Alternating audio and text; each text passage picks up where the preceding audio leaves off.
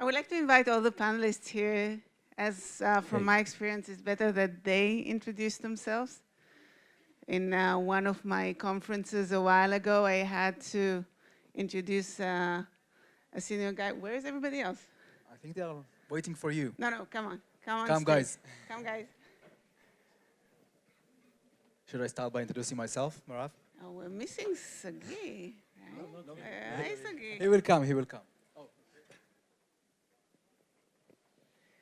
So we have everybody else on the stage. So why don't you start by introducing yourself?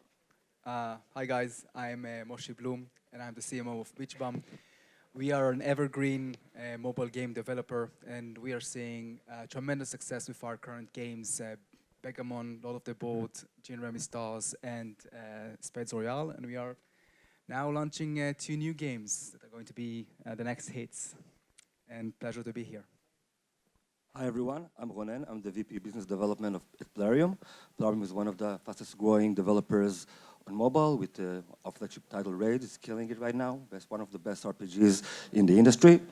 I'm responsible of all the M&A activities, celebrity partnerships, IPs, platform relations, and I've been with the company almost 9 years.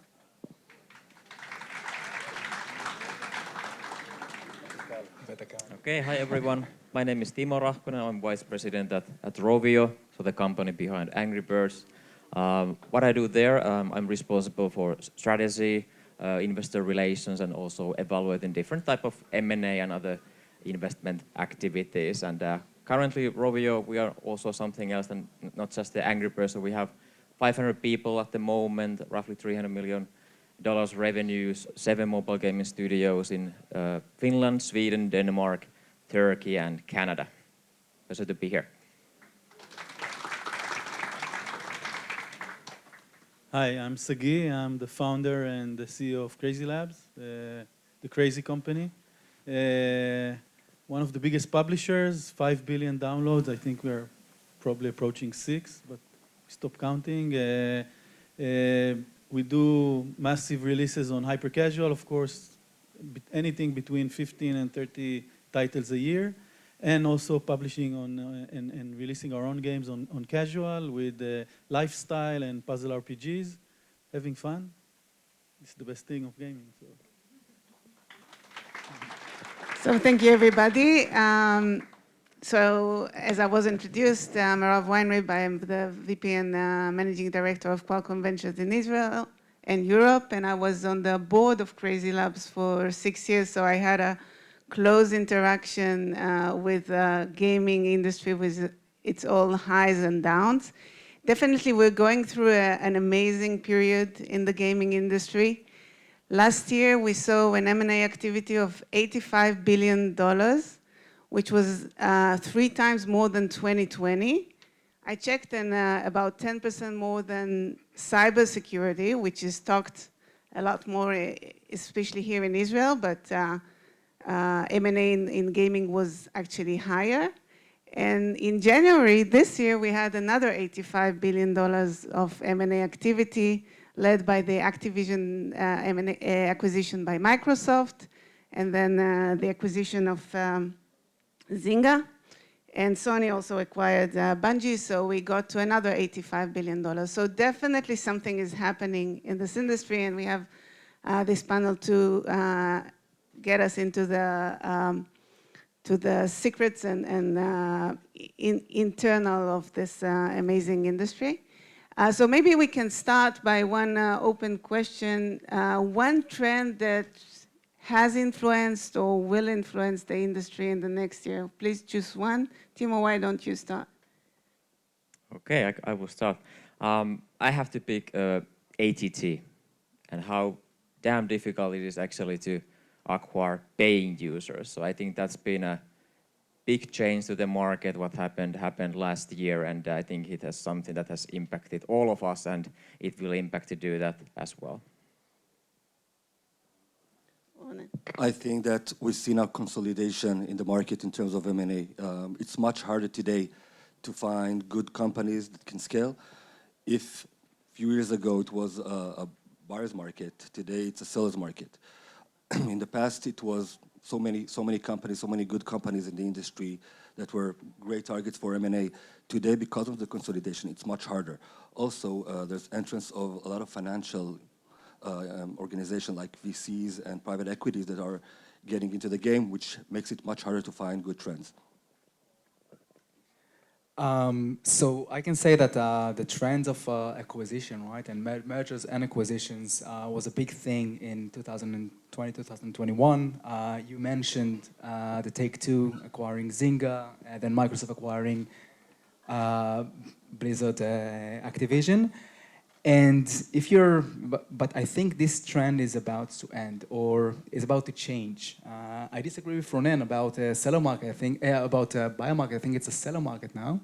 Oh, sorry, it's a buyer market now, because the rise of interest and the lack of free money is now coming to is opening a new era in I would say the ecosystem of gaming. I agree, but finding good targets in scale that's already out there. I'm not talking about, indie developers, or I'm not talking about startups that just started. To find good companies today that are already out there and already been able to succeed or scale, it's something that's much more harder for us to find. That's true. Okay. Sagi? So again, I'm not sure it's a trend. It's something that I see as something that is growing.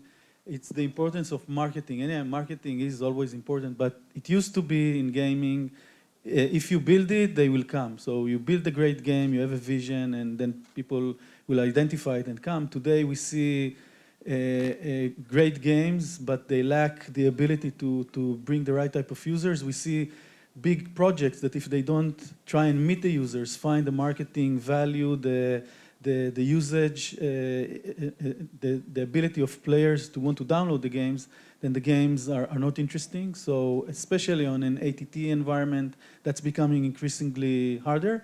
And then it brings back the value of IPs, whether it's influencer IP or whatever, TikTok, social IP, and obviously the big IPs, the movies and so on. So it's an interesting era in gaming where IP and marketing becomes even more important than ever before. We are post 2 years of COVID and in the start of a new period of increasing interest rates and also inflation. So how those two had and have a lot of impact on the tech industry in general, and we see it every day. How these two affected your industries? Maybe Sagi, you can start.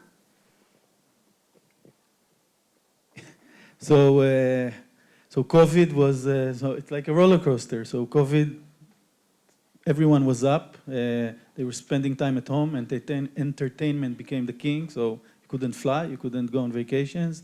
So you spent money on streaming and on gaming. They're still spending, but now it becomes much more within other things that people are doing. And interest, for companies that need cash flow in order to buy users that they're going to recoup in 6 months, 12 months, 18 months, whatever the number is, the dreadful acronym of ROAS, return on ad spend.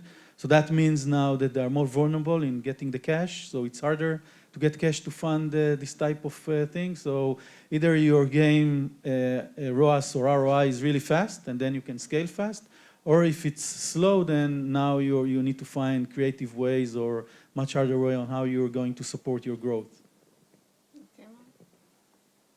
Yeah, so I think like when interest rates and inflation are going up, it definitely means also that it creates challenges for this market. And it's good to know that even though we just saw that in long term the market is expected to grow, it's been actually declining like several quarters in a row. Something that we have never seen before in this mobile gaming, because last time when we had like a big recession, this industry didn't exist at that point of time. So it's kind of like a new place for all of us, and so this will create some uncertainties there. Like salaries will go up. We have seen that, for example, at Rovio. It's getting more difficult to borrow money because no one knows what's the good interest rate like in next couple of months. Valuations of the gaming companies have gone down, so it's going to be a little bit more complicated to kind of negotiate those deals, right?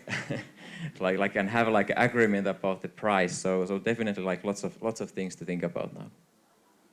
Yeah, Timo mentioned ATT before, which was a huge buzz in the last few years. So Ronen, Moshe, what was the impact of this on your companies? I think that marketing will always be there. Of course, we see that impact of ATT, but we took a new approach.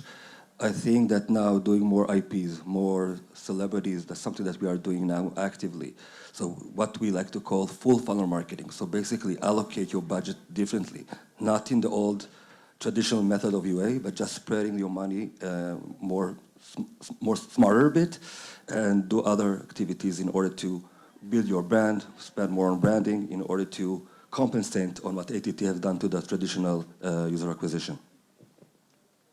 I would say that the new paradigm of privacy enhancement is our current playground. I don't see it as a challenge. I see it as an opportunity because Apple has made our industry of tracking more difficult from one hand, but it also opened a new opportunities for companies to kind of reconsider what they are doing and also to improve what they are currently doing. And I think that's the one that will be the most educated, the one that will be most skillful will survive. I would also say that it has a huge impact on new developers, on new companies or indie developers because you need a lot more, you need more money, you need more budget in order to kind of bring your game into kind of a growing situation. So that being said, it definitely will have an impact on new games that we are seeing or new companies that are growing currently. And we had to talk about consolidation, and we have some of the major buyers here on the stage. So there's probably audience that would be interested to hear that. When you look at targets, what are you looking for? How do you check your acquisition targets? Well, the first thing is always talent. We're all looking for talent. We're looking for innovation. It's harder today to create innovation in the gaming industry, but the companies who succeed and get into the top 100 grossing always have something innovative in them. So when we are looking at targets, we're looking at the people, and we're looking at long-term relationship. So we look at also scalability potential. Our strategy is to basically bring our power of expertise in marketing, in analytics, in live ops. And basically we want to make sure that when we bring those powers, we can scale the companies we acquire. And Timo, what will it make you buy an Israeli gaming company?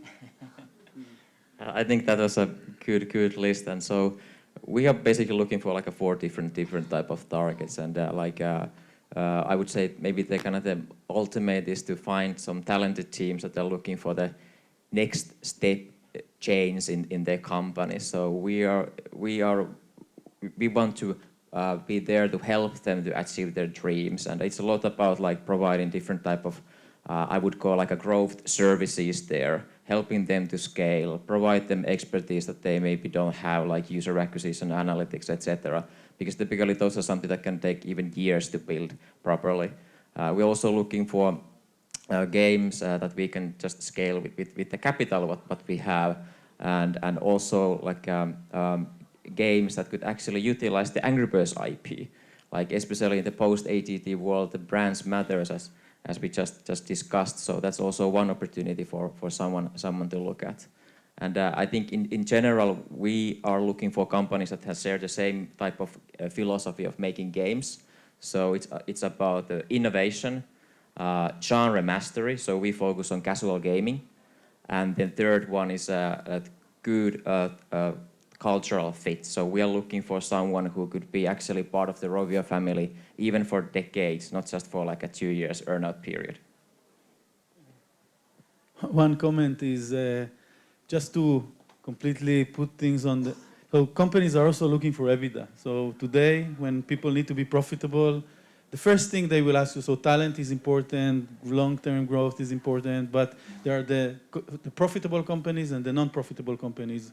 Why it's that important? Because if you're profitable, then you're not a budget item, and then you can look at growth and trajectories and synergies and whatever. If you're losing money, then it's like a VC investment, and that's another thing in total. And that brings another type of M&A, which is a portfolio M&A, by the way, for example, we're doing. So someone can have a game or a bunch of games that are doing okay, but he wants to build the next big things, and he needs finance. So his ability will be either to bring in a VC, try to live off what these games are making, or try sell these games so he can try and do the next big thing. So that's also something we see in the market. A lot of portfolio selling. It's without all the DNA and all the nice things, but it's still something that happens, by the way, quite a lot now in this market.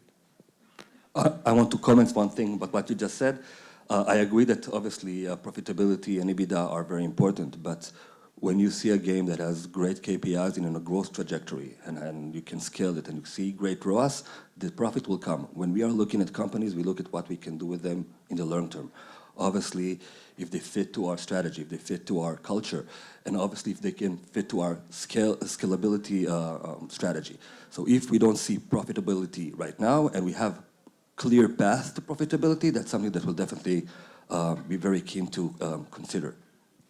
So profitable companies go to Sagi, less profitable to Ronen. I'm okay with that. Moshe, Beachbomb was also acquired. What were your learnings from the experience, and what do you think about the acquisition? How do a company prepare itself to an acquisition? Right, so Beachbomb was acquired last year, I would say, yeah. It was last year for half a billion dollars by Voodoo. And there is like a different preparation if you want to grow or if you want to be acquired. Sagi was talking about EBITDA, and Ronen was talking about growth. And I think they're both right. It depends on the status of the company. If you're going into an IPO, if you're going into kind of being acquired, then optimizing your EBITDA will be the most important thing that you want to do.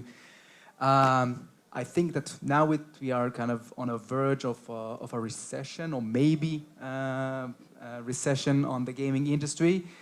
It's kind of give us a new way of thinking about that, and maybe companies should be more focusing on optimizing their growth and their long-term growth, be prepared for the next 2 to 3 years for a potential acquisition, potential IPO, and not optimizing their EBITDA since we don't have free money anymore. Yeah. So if you look at major tech trends, one of the things we've seen in the last few years is the NFT and crypto trend, which had a lot to do with the gaming industry. What's your take on NFTs these days? I would say, yeah. Yeah, I can start. So we have been actually looking at the blockchain, NFTs, etc., like quite a long time, but we have not been gonna engage with them. I think like 6 months ago, everyone was talking about even taxi drivers in Finland. So I think that's a sign to be a little bit cautious.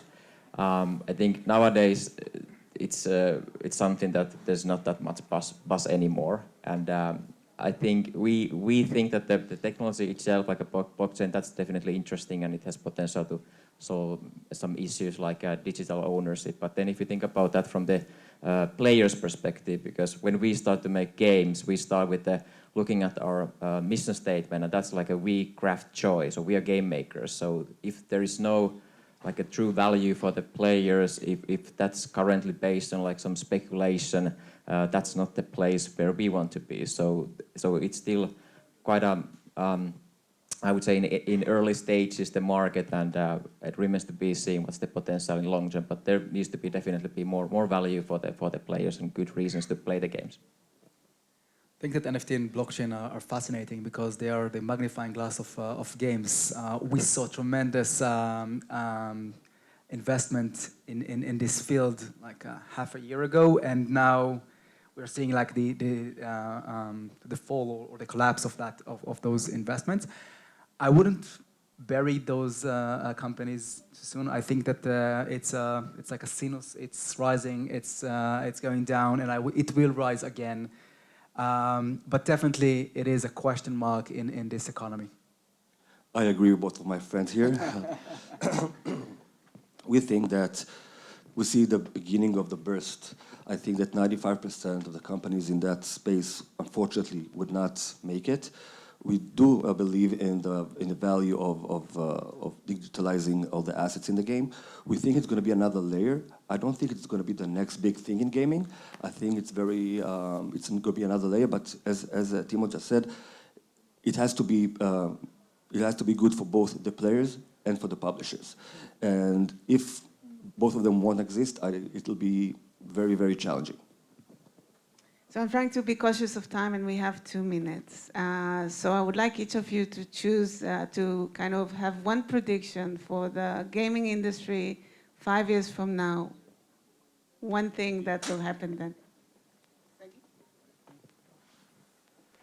Quite frankly, I have no clue.